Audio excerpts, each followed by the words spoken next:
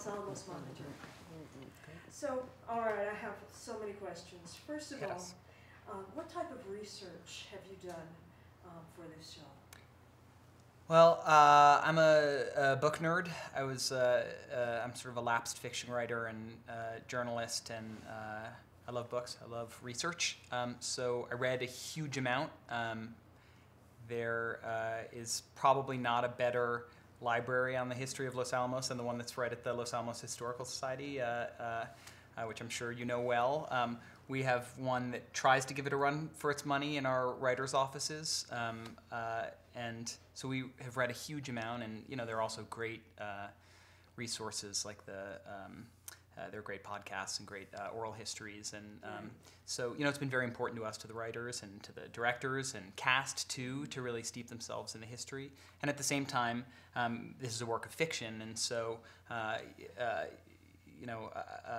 the project has never involved being forensically accurate about every aspect of the daily life in this place, but to try to capture a kind of an emotional truth. And that's one of my questions. Are you a little concerned with this being a historical fiction of a historical event? And there is so much out there of getting flack about that.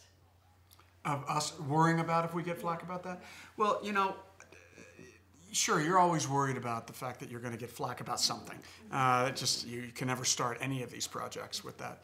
I'm less concerned about it, because what I sort of hope for is exactly what Sam said, is that we won't be absolutely accurate with every scientific moment, with what was going on exactly, with the way that the place looked, which was where did they go at 9 o'clock? Was it the mess hall or something else?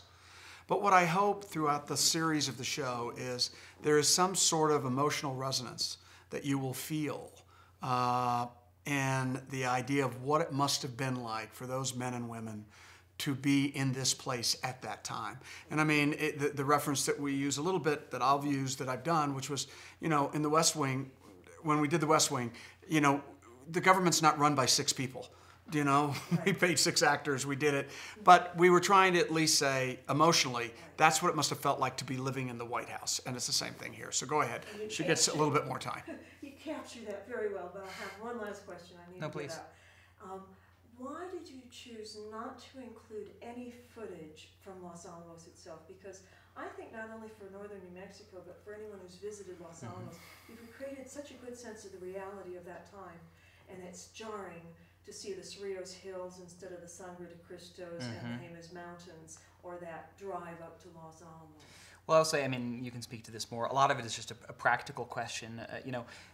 From the beginning, this is a huge show, and the subject matter is huge, but the world of it is huge. It's not just about 4 people on a blackboard or families sitting around a table. It's a whole world that we had to create, and a military world as well.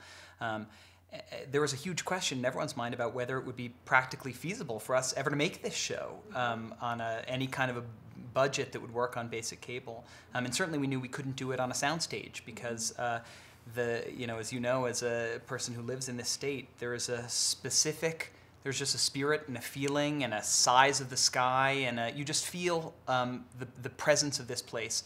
And we needed to include that in the storytelling. So we were very lucky to find this location here where we're sitting, which enabled us to build a huge amount that we wouldn't have been able to build, and we feel lucky to have been able to do it. But I just think it wouldn't have been practically feasible for us to construct this world up at Los Alamos. You mean, when you say use real footage, you mean? Well, I know that you could probably not have found a place to construct this up there because space is tight, but shots of the view they would have seen, say, from the plateau.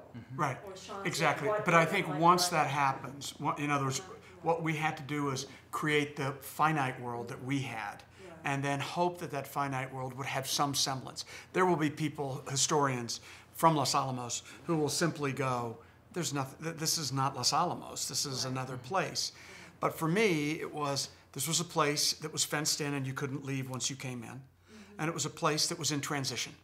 And if I can sort of recreate that in some ways, I believe people will start to understand what it must have felt like to be a scientist with his wife and his kid who's living in a, Ivy League schools, beautiful row house. I mean, this beautiful homes, and gets picked up and stuck into the desert and said, now you're living here for a while. And we don't know when you're ever going to leave.